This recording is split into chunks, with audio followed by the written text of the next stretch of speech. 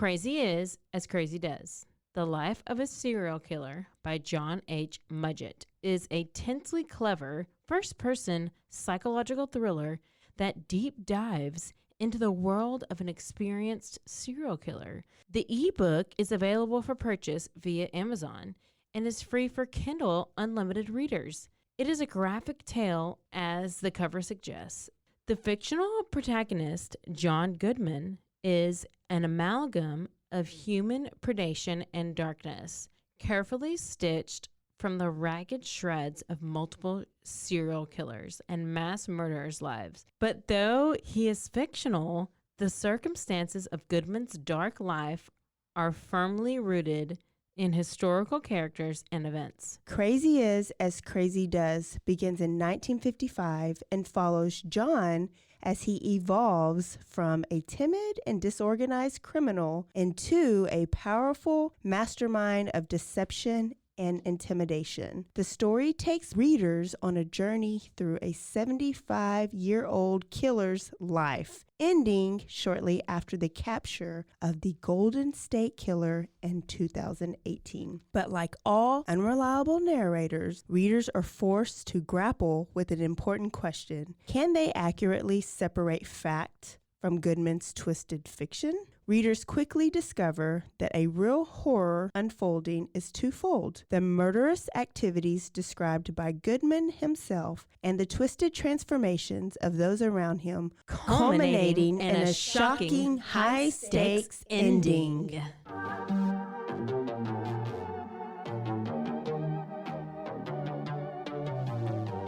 Hey y'all, I'm April. And I'm Caroline. And this is your Bloody Happy Hour. Caroline, are you ready for this? This is your newest guilty pleasure. It's the bloodiest part of your week. Did we say something about it also being happy hour? Show did. Because we about to be sipping on some murder. Bloody happy hour. I don't need mine. All right, hey y'all. Hey guys. I'm unwell. Her shirt says, I am unwell. Is that? It's because I'm part of the daddy gang. Yes. Wait, what's it called? Know who you're Call her daddy. Call her daddy. Alex Cooper is your love life? Is your love of your life? Who I channel. Okay. Love it. She's an intense podcaster. Love it. Love it. So we're doing another episode of our Crazy Women Killers. Bloody Happy Hour, people. We are Bloody Happy Hour. We are. And it is Thirsty Thursday. And we want you to go rate, review, and subscribe. RRS. Rate us. Review us. Subscribe to us. Yes. Review means actually leave a comment. And it may even be read over our podcast. Yeah. Whether it's good or bad. Famous. Whether it's good or bad. Here's what we'll do. I might whisper. I might yell. April might sniffle. Snort. Crunch some ice. Crunch some ice. And guess what? There we go. Oh, and God. my voice may crack. So then I have to clear it. That's what this podcast is. Y'all didn't know this, but it's brunch time for us. So we're having happy hour brunch that started off as brunch and is now lunch. Because we recorded 2 long podcasts because we're about to both go out of town. And we did not want to let y'all miss an episode ever. We're going to try real hard. Yeah. Might run into dinner time. You don't know. And, of course, Jacob's not here, but it might make Mike mad. But Mike's probably real pissed. He loves this. He loves us, and he loves listening to us. Or he doesn't. Or it's opposite day, and he's like, these bitches need to be gone. No. He doesn't care. Woman killer. Women killers. Guess what? Is she as crazy as Catherine Knight? Yes or no? In a way. In a way. She didn't cut off and cook his head. I mean, as a pot roast or anything, but I'm gonna go a little bit more sensitive on my next. Oh wait, not my next one. My next one. Nobody's gonna eat anybody. Oh, how about that? That's boring. Okay. I just do stabby people, I guess. Yeah, you like some stabbers. Although Catherine Knight did have knives above her bed, so. Listen, I have to warn y'all now. I got my allergy shot yesterday, but maybe it didn't work. And I've got the sniffles. So I'm trying to give Caroline a sign when I have to like really, really snort or blow my nose. Is that what you're doing? And so we're going to try to let y'all miss it. But if you hear it, dang it, I'm working on my allergies. Okay. Do you love Sheila? Listen, I love one Sheila. I think I know one Sheila, maybe two. But every other Sheila, I don't trust you. Yep.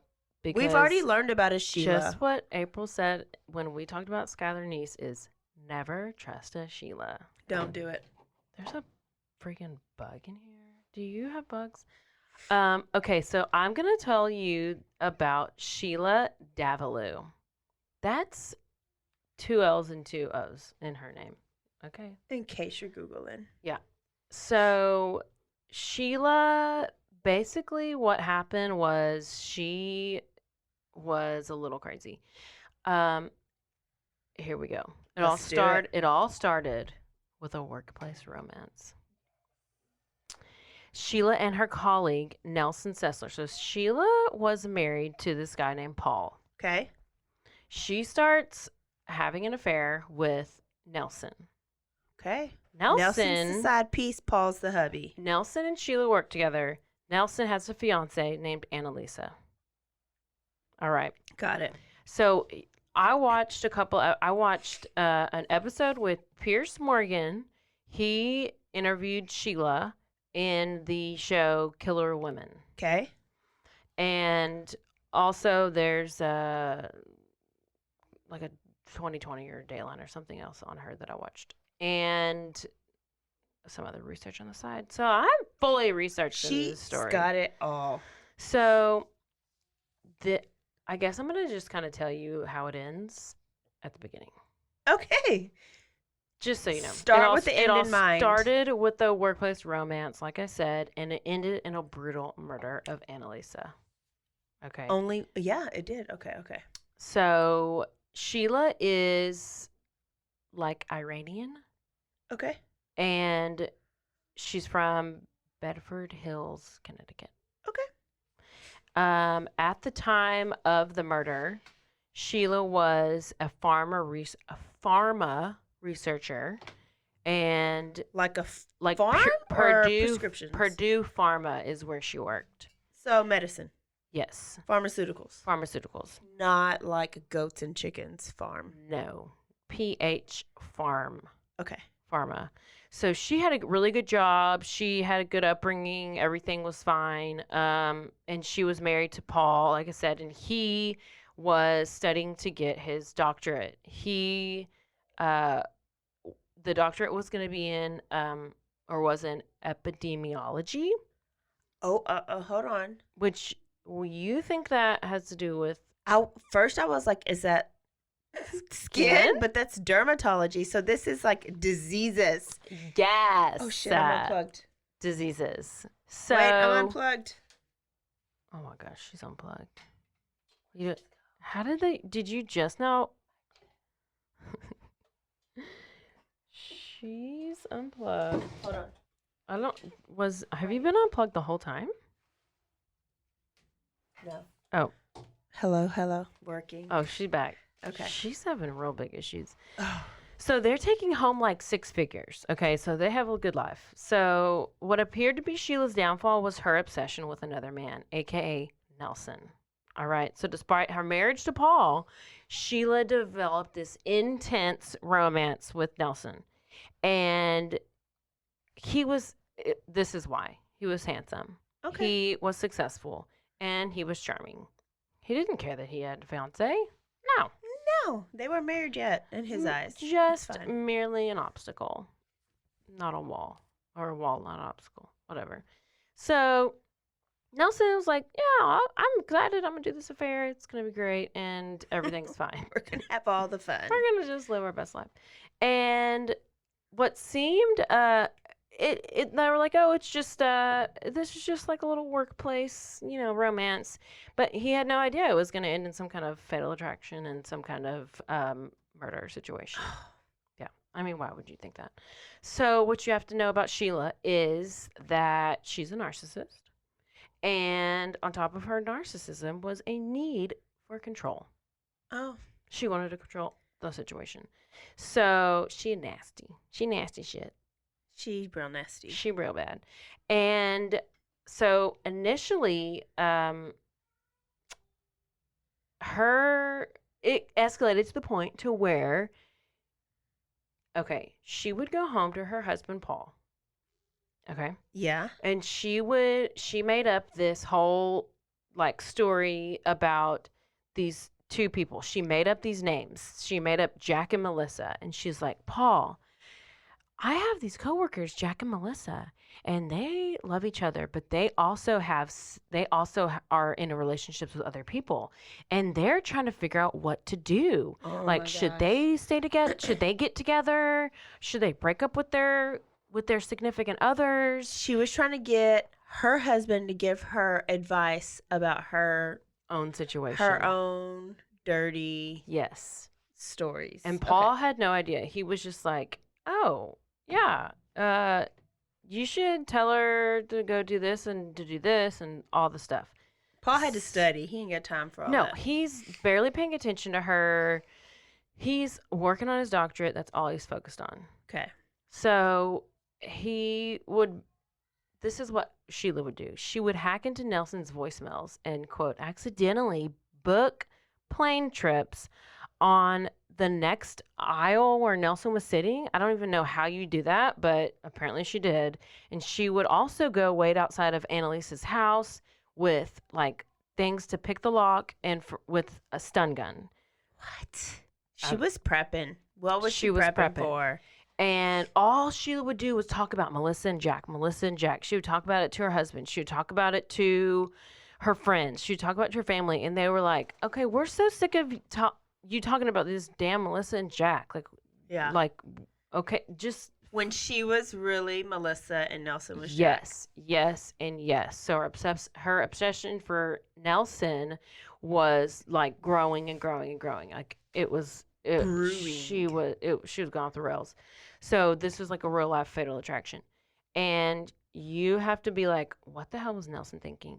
What did he even know who this person was? So let's fast forward to Annalisa. She was brutally murdered. Okay. She was found beaten, stabbed, bludgeoned to death in her own home there was like also 2 tiny marks on her, like indicating that she'd like had a stun gun. I don't know what it looks like when you've been hit with a stun gun or whatever, but apparently you have 2 tiny marks. Okay. So Annalisa was like a little tiny thing, but she was also super strong, and they could tell that she was fighting back, like during this attack. Like it was a crazy crime scene. Like stuff was all over the place. There was blood everywhere, and it was obvious to the investigators that like this was an attack of rage. Like however she was found, it was like personal. This was very super personal. And usually a woman is that personal. There were stab marks on her face. Yes. And there was trauma to the back of her head because guess what? That was hate. What was she hit with? Oh, hammer. No. Mallet. Same thing. And no. But let me even tell you, because you will not guess. What do you work out with? A dumbbell. How many pounds? At least 15. Oh my God. She hit her over the head. Could you imagine hitting over the head with a dumbbell? Listen, I have a little sidebar. I was on a jury here for an assault with a dumbbell, and it was only a 3-pound dumbbell because it was like after a Zumba class, and I guess they every once in a while will like do weights. Oh, and they'll do what? Attacks. That's stupid. And so I saw pictures as the juror of this girl that got beat up by these dumbbells. What? And it was bad with just the 3-pound dumbbell. So I can imagine, or I can't imagine what even more than that would do. Even when somebody was 5-pound trying to kill. Yeah. I mean, because think of a hammer. That's like super light. Yeah. And now you're going to beat somebody with the damn Poor Annalise. dumbbell. Okay, and go. So Sheila invaded Annalise's home before stabbing and bludgeoning her to death, of course. And around the time of the killing, there was a 911 call. Okay. So the person on the 911 call was like, my neighbor is getting attacked by a man.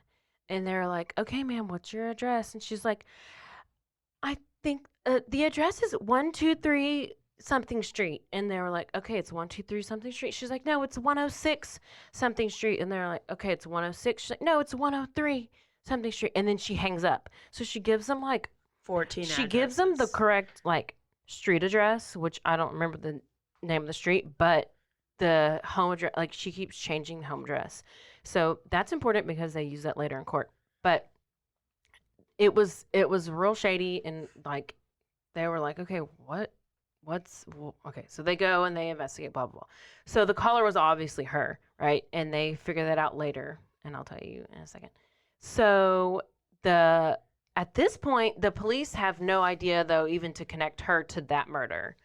So let's go back to also, she did this, and then let's say in the next couple weeks, she was like there for Nelson. So she was like consoling him. She was like he's the grieving husband and whatever, and she's there for him. Yeah. And he's like thinking it's so great. She just swooped her ass right in there. Yeah. And then like apparently they were going on like these like trips and stuff, which I'm like, you're married, so how do you even go on trips with him? I guess she's maybe saying it's for work or whatever. But so at this point, so Annalise is gone.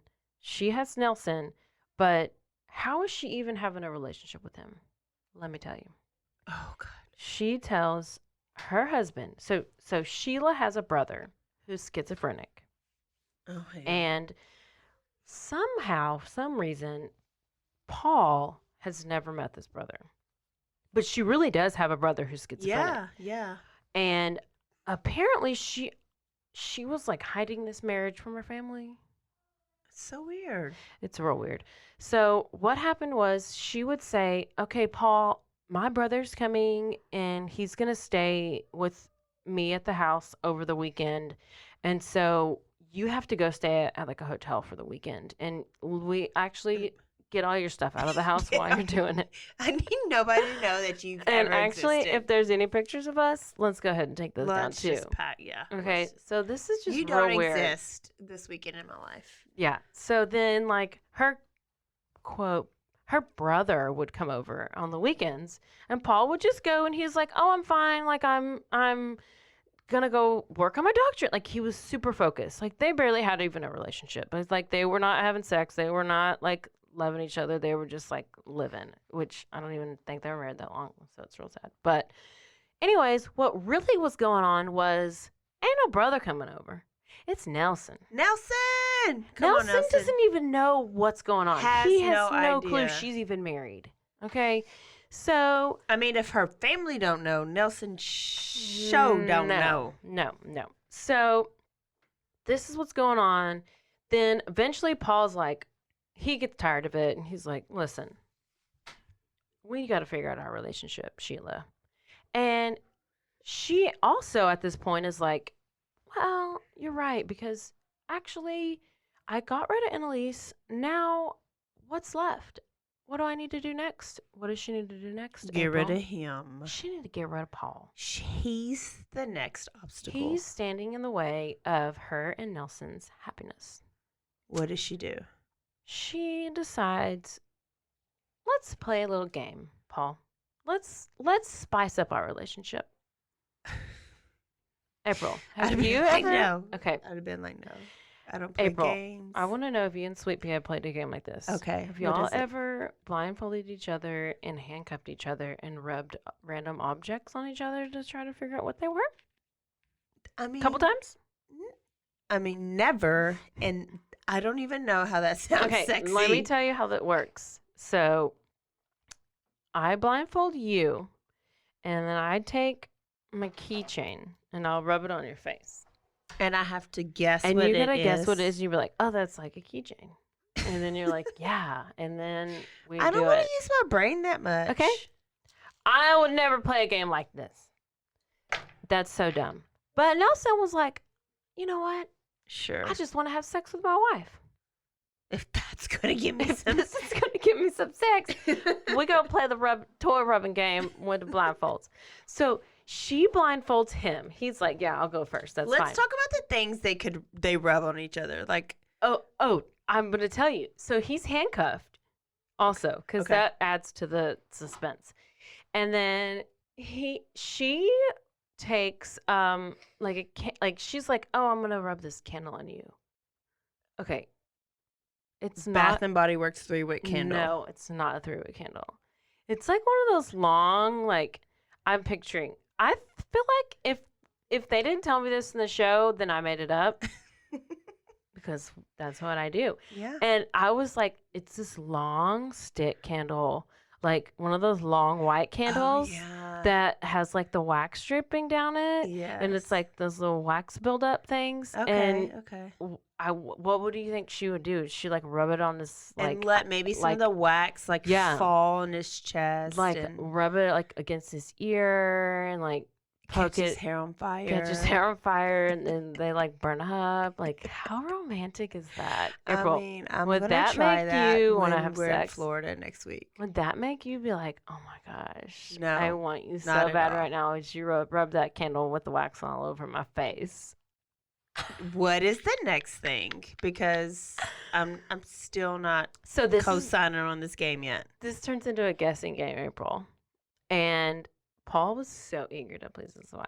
I would have been like, here's my lip gloss. Is this my Bath and Body Works? Would you- Is this my Victoria's Would Secret? you would he rub chapstick on you and be like, baby, what kind of chapstick is this? This is my I Burt's. know you love. This is my piece. That's your Burt's Beeswax chapstick? Or is this your Palmer's cocoa butter? Is this your chapstick that prevents fever blisters?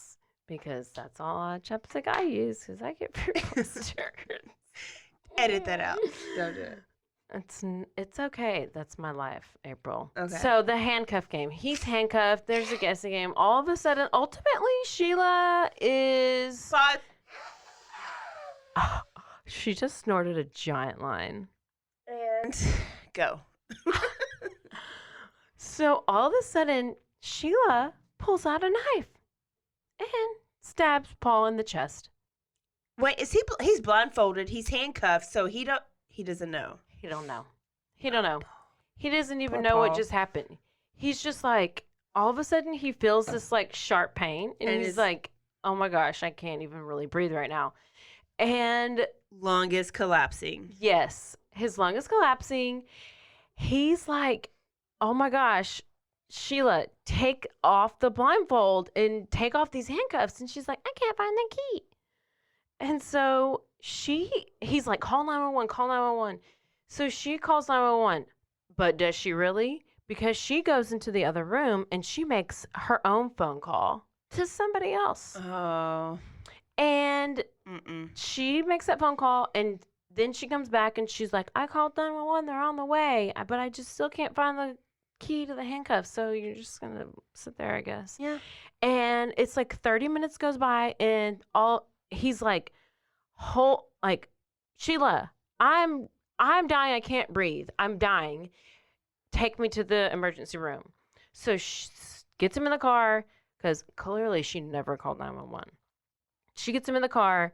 They go to the hospital, which apparently she knows the hospital. Like first of all, if you're taking somebody to the emergency room, aren't there giant signs? Red. And they're red. And arrows. And arrows. And they tell you exactly where to go. Well, she couldn't find the emergency room. Mm. So she goes to the other side of the hospital. And guess what? You won't even. She wanted to make sure he's really going to die, didn't she? She wanted to make sure She he wanted would to bleed out. But before that, they get to the hospital. They're in the parking lot. And she starts stabbing him again. By the way, this is with like a butter knife. She says, I don't know if it was this is what she said in her interview. I just stabbed him with a butter knife. So if I really wanted to kill him, wouldn't I have chosen a better knife? A bigger knife? And wouldn't I have done it in a, like, if I really wanted to kill him, I would have done it in a totally different way. That's what Diane Down said. Well, If I really wanted to kill my kids, I would have done it in a better way. it's Like, because they sat there and critiqued bitch, what they first did of all, on how they could have. Why would you perfected even it. say if I really wanted to kill this person? Anyway, she is stabbing in the parking lot, and he finally somehow like escapes, and they have these like people come and like help him out. And at this point, he's like literally almost dying. I mean, they rush him in, they start doing surgery. He like was punctured. What did I say? He was punctured like right next to his heart. Yeah. The knife actually made contact with his heart, but he required immediate heart surgery. So Sheila so this is what happened. The police start investigating, and they're like, okay, what happened? And Sheila starts telling her story. But what secretly is going on is Paul has survived. He's out of his surgery. He's able to talk. He's alive. And he is telling the police what really happened. And Sheila thinks that he's he is dead and he gonna die. So she's spinning the story totally in a different way. She's saying that this was self-defense, that they were playing some kind of sex game. She was so embarrassed to talk about it because that's just not who she is. And that it was a sex game gone wrong, and that Paul fell on the knife. He just fell on it. For how many times did he fall on it? He was real clumsy, and he just kept slipping on that knife, April. He just kept slipping on that knife. But she wasn't that smart. Yeah. What they did was they get to the point to where they're like, okay, Sheila, we know you're lying to us, and we need you to tell us what happened. And they eventually were like, Paul is alive, and he is telling us what happened, and so tell us what happened, because we already know that's exactly what happened. Okay. So Paul survived. He was able to testify, and Sheila realized at that point that she was done. And I need to figure out if Paul ever got his doctorate. That's a good question. You should Google that right now. Paul Christos is his name. Okay, Christos. Yeah. So Sheila was, of course, being she was being charged with attempted murder. Okay, because she obviously attempted to murder him. But there's also still another murder that Sheila has gotten away with so far. So while the police are still looking at Nelson, who was he was like staying super quiet. And Nelson's flying under the radar. Yes.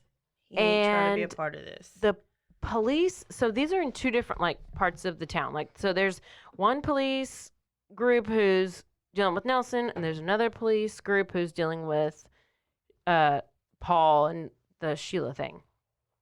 So the Nelson Police Department does not know who Sheila is. They have no idea even about that situation. So this murder of Annalisa happened, and then 3 months later, the other attempted murder of was Paul. Sheila and Paul. Okay. So you have to think, like, why didn't Nelson? He never said anything about Sheila. He never said he had this relationship with her. Like, immediately after that murder of Annalise, the police obviously are questioning Nelson, because typically you go like to the boyfriend or the husband, because you're like, they did it. They're never innocent. And they're just like, he never brings it up. He actually like falls asleep after, like, he's being questioned. Like, they come and they question him, and then they leave. You know, they always like leave you alone in the room to make you, I don't know. Well, he takes a nap. So they're like, this bitch does not even care about his girlfriend, his fiance that just got murdered. He's gonna sleep. I mean, it's crazy that is very suspicious, but he has nothing to do. Like, he had no idea, unless we don't even know about like some underlying so what they figured out was they looked at his where he was during the time that the crime was being committed, and since he works at that pharma place, it's like super security. Yeah. So they're able to like track when he got into the building. They're able to like track where he was in the building, maybe like swiping his little work card everywhere. And so they knew that he was at work at the time of the murder, and he could not. He had an alibi. He had an alibi. But do you think, like a little bit, he might have planned this with Sheila? They say he didn't say anything about her. He had no idea, but he, and that Sheila was there for him. And then, they started going places and going on trips. I don't know. I don't even know how. It seemed like he didn't even care. Yeah. He really didn't. I mean, he took a nap. So it took a while for police to figure out, like, to connect the two. But how they did was, okay, so there was attempted murder of Paul. Yeah. And then they decided those police in that police department looked at Sheila's phone. Yeah. They found her phone. They saw her, like, call logs, and they saw this name on her phone. They saw Nelson in her phone. And they were like, who's this other guy that she's having conversations with? Who she actually called instead of calling 911, because she never called 911. Ooh. For that incident. Yeah.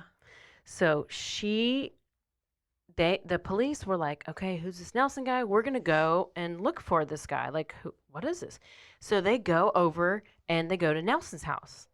Well, Nelson's neighbor comes out and is like, oh, are y'all here investigating the murder? I'm probably that neighbor because I'm real nosy. Yeah. I'd have been like, I'd have been all on it. Oh, yeah. So, like, he's like, are y'all investigating the murder? And they're like, oh, yeah, we're here about the attempted murder of a guy. And they're like, no. She died. No, the one y'all are looking at, like, my neighbor's, like, she was killed and she died. And they're like, what are you talking about? No, because it's a different police department. Yeah. So eventually, that's actually how they connect the dots. They figure out that Sheila was seeing Nelson, and Nelson's fiance was murdered, and that also Sheila attempted to kill her husband. So they're putting it all together. Wow. Putting this all together. And all arrows point to Sheila. Never trust a Sheila. So what happened then was Sheila is in like they go to the trial. She's like put on trial for attempted murder of her husband and for the murder of Annalisa.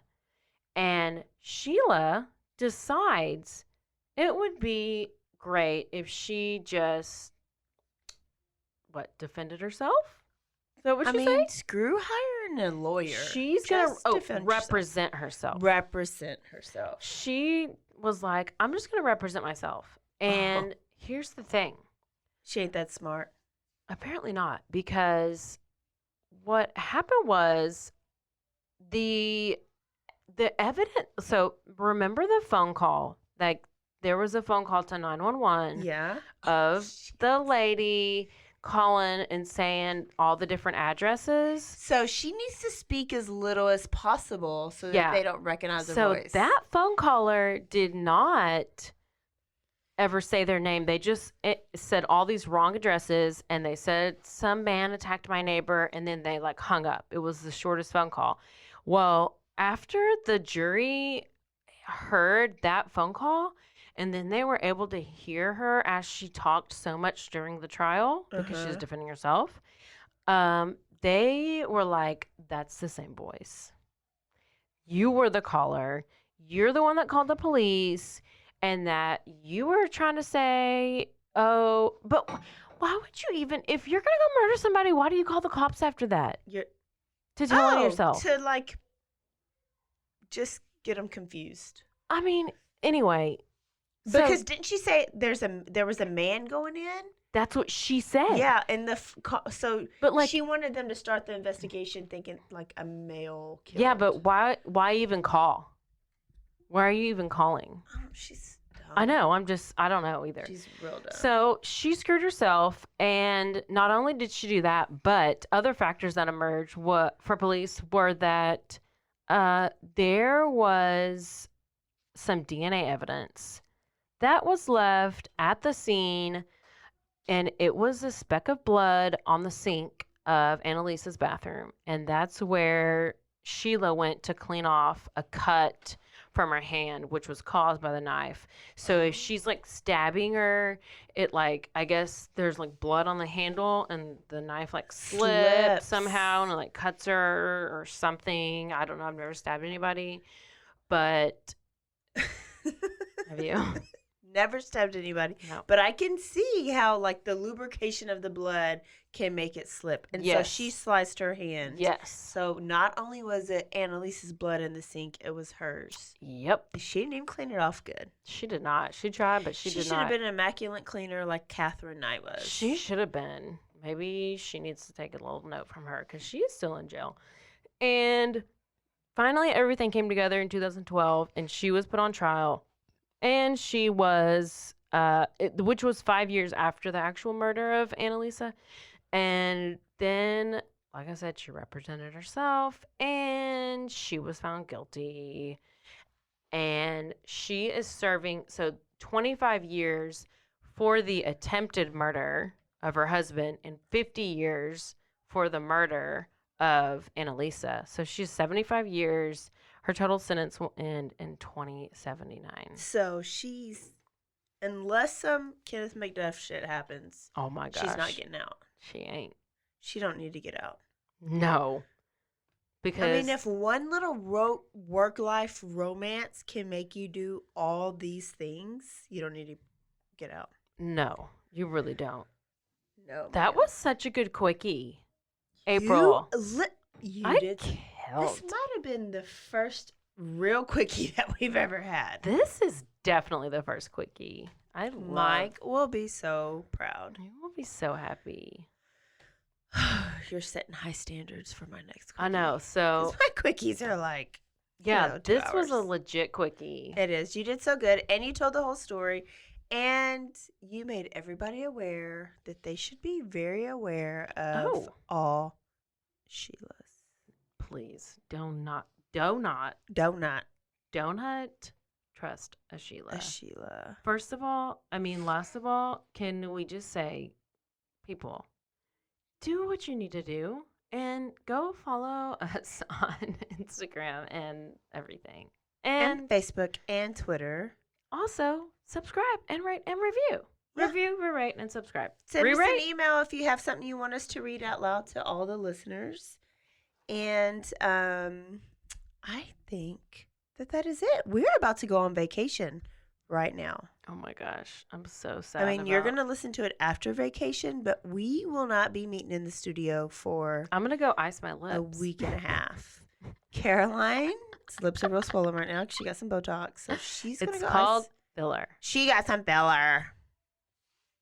But I did make me a Botox appointment, and this doctor With Botox Rhonda? No. Oh. Sorry, Rhonda. Oh no. But I'll come next. I'll come to my next one. But look, he looked at my forehead and he was like, "Oh yeah, you need 10 units there, 6 here and 6 here. So 10 on my forehead, 6 on right eye, 6 on my left eye. But I don't need like this 11 that's right here. That's in between your eyebrows. Do confused. Do mad face. I want no. Do no mad reaction. Face. Do mad face. Do confused face. I don't know. Confused. Like, huh? Huh? Oh yeah. It's my forehead more than my 11. But you don't even really have any forehead. I have this real bad. Oh my god, no. I don't have forehead right now because I had an amazing facial and they peeled it all off. Do you think maybe it's because you tan? Black don't crack. Oh, black don't crack. But I'm only like half black, so I do crack. And and probably because I tanned, and so I look 77 years old. Anyways, y'all, we are so glad that you listen every single time. And keep listening. Tell all your friends. Like today, go home and text 10 of your friends. At least. And tell them that you have a new favorite guilty pleasure. And if they love happy hour, they can join us. Yeah. And see y'all. What? Oh, April. Shit. You gotta stop that. Here we go. Stay aware. Stay alive. And always be DTF. F. Bye, y'all. Down to find the murderer. Bye. You always see.